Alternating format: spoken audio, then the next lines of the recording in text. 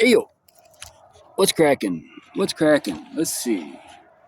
Let's set up the camera where I can get some good video of me splitting this round, if it's possible. These are pretty long. A 4.5 pound splitting maul. That doesn't sound good. And these rounds might actually be too long to split by hand, like with just this tool. But I mean, I can at least try. What's the worst that could happen? Oh, that does not sound good. That does not sound good. Splash. Splish splash, you know? Okay, at least I can get it back out. Yeah, if these have been sitting there for years, they really should be drier than that. Although that could be rain wet, I don't know. Live and learn, living and learning. Well, I mean, obviously the truck brought this wood here, and the truck tags are over 3 years expired. So the evidence suggests these rounds have been here over 3 years. Okay, I can go from the side then. Okay, snap. No, that's not going to work. Chip away at the edges, maybe. Okay, that sounded like a crack. Not the best. It'll be very accurate. Then hit the same spot over and over. There we go. First piece. Okay, that's not bad. So it seems like the way to do this is to come around the sides. How long is that? That's like 18 inches. That's wood stove size. But I thought for sure this stuff was fully seasoned. Of course, this is shaded here. And all these rounds were on their sides. Judging from that little, plus I'm, like I previous mentioned earlier, I'm getting sick, so don't have a lot of energy. There's a round I can split. I know I can split that one. A little smaller. Okay. Curiouser and curiouser. I'm curious why this wood is so wet. Wet does not mean not seasoned. It just kind of means, no, it's not ideal, but let's see. There we go. 2. Around the outside. Around the outside. There we go. Nice. That's pretty good. So, 1, 2, 3, 4. Get your woman on the floor. Gotta get up, get down, right? So, here's a start. So, legit start. With my one axe, my one tool. That was, Mark, come on. Pay attention. That was $50 plus tax.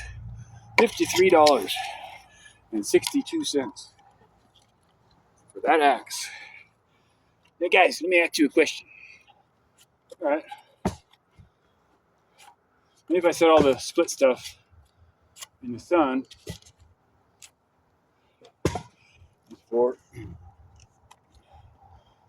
there's enough for a campfire. If I set it in the sun, it'll dry for burning. Come on, baby. Light my fire. That was like a sponge right there. Okay. Pretty effective. I can't argue with that right there. All right. See that? 7.5. Just come around. Just chip away. Chip away at the sides. You can tell by the blue stain.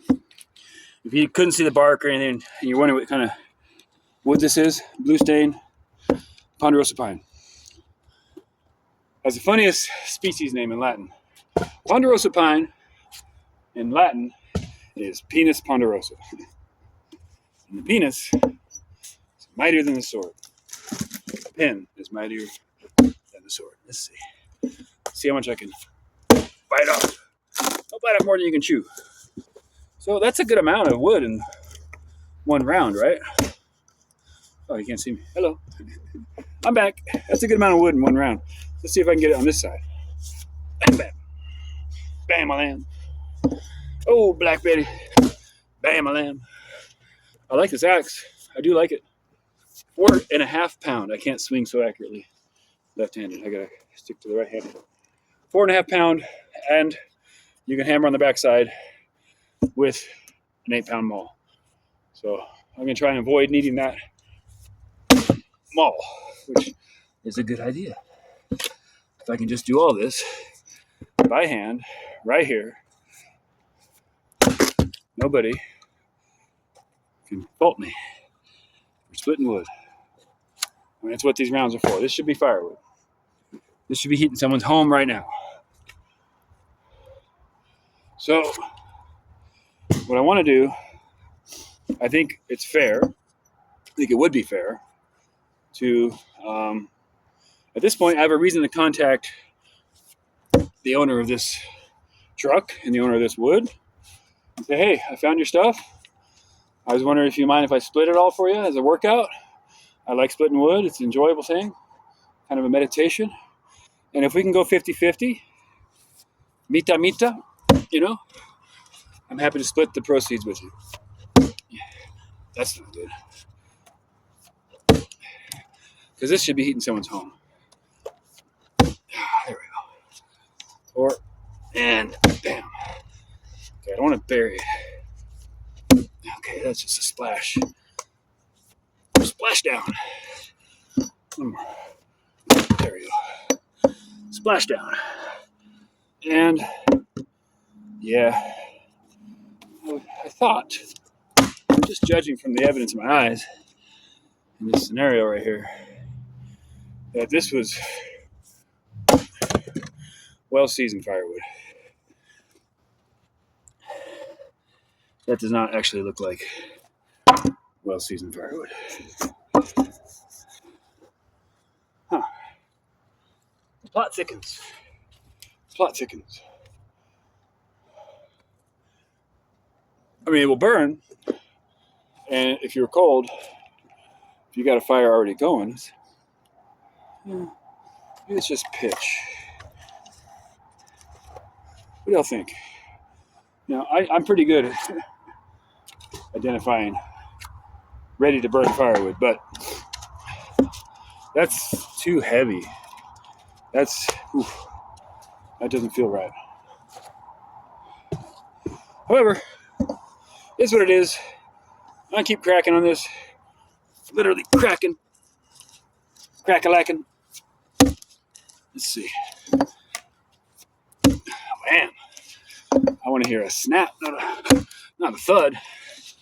You know, snap, crackle, pop. That is not what I was hoping for. Not what I was hoping for at all, actually. With that in mind, we're going to call this off, this whole endeavor right now, till further notice. Let's see. Okay, that was a good sound. I like that sound. These are huge rounds. Maybe they could have been a living tree that they cut 3 years ago. In which case, that would explain why it's not seasoned yet. And 10 seconds. Oops. Splash, splash. Splish, splash. I was taking a bath. So, yeah, not my favorite. Seems not as fortuitous or profitable as I had hoped. But, you know, you win some, you lose some. Can't lose them all. The other thing is, as Solomon says, all labor brings a profit. The labor of this situation might actually just be the profit of me getting stronger. Splitting wood as a thank you to the owner of this situation out here. Just a consideration, minor consideration. I'm going to put this in the sun and let it dry here in the sun.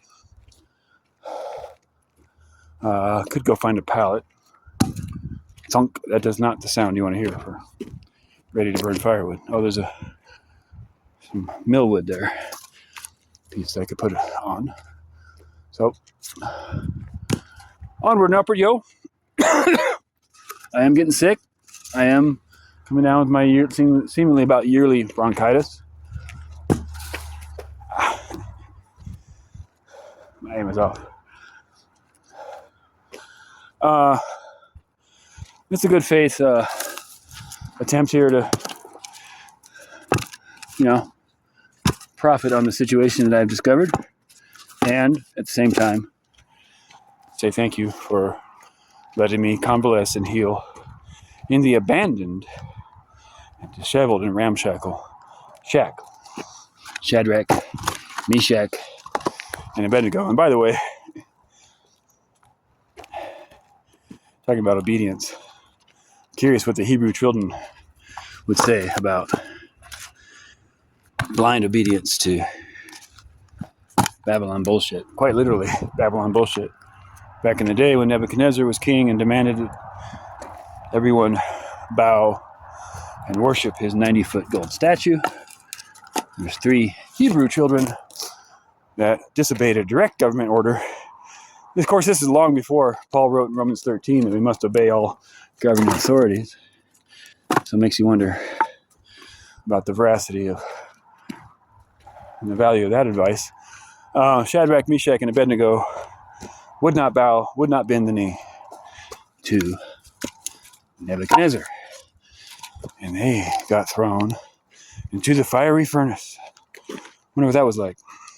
In fact, Nebuchadnezzar came down himself and supervised the stoking of the fire in the furnace. And he said, make it 7 times hotter than we usually used for executions. He was so hot, baby. How hot was it? It melted the ropes of the litter that they used to lower the children into the fire. And what happened? What happened to Shadrach, Meshach, and Abednego? It's a good question. I'm glad you asked. And I'm glad that I know the answer. They were sitting there chilling. There was a 4th person in the fire with them, just chilling, hanging out. Who's that guy? Who that guy? This is what's known as a Christophany, or a theophany, back in the Old Testament, before Christ came in the flesh through, in the manger in Bethlehem. He would just show up every so often, once in a while, pretty rare. He'd just show up and help out his saints. And he's just chilling in the fire with these guys, hanging out, having a nice fireside chat. So, those of you who say, you must obey every law, ordinance, just read the Old Testament. Just a cursory examination of the Old Testament. It is because of our disobedience and obedience to God alone that He rewards us and visits us, actually, hangs out with us. He walks with me and talks with me along life's weary way. So, that's $10. It's about $10. I'm gonna, I think that's enough of evidence of the situation and demonstration of my skill and of the opportunity here, since that's just like the outer rim of one round, and there's a lot. So, could use them all. Could use a situation of, more rapid drying and all this. But if anybody needs firewood in Quincy, let me know. I'll split to order. How about that? Split to order.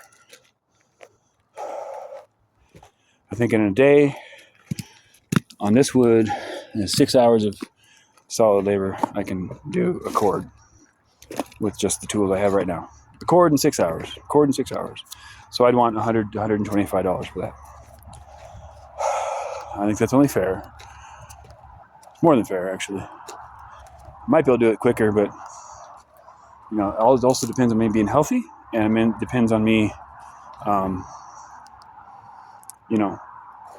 a green light to do this and having the time. I have nothing but time, so why not? But that's what's going on. I just want to put that out there. We got some firewood, and stay warm, y'all. I love you guys. God bless America. Nice shot. God bless America. Over and out.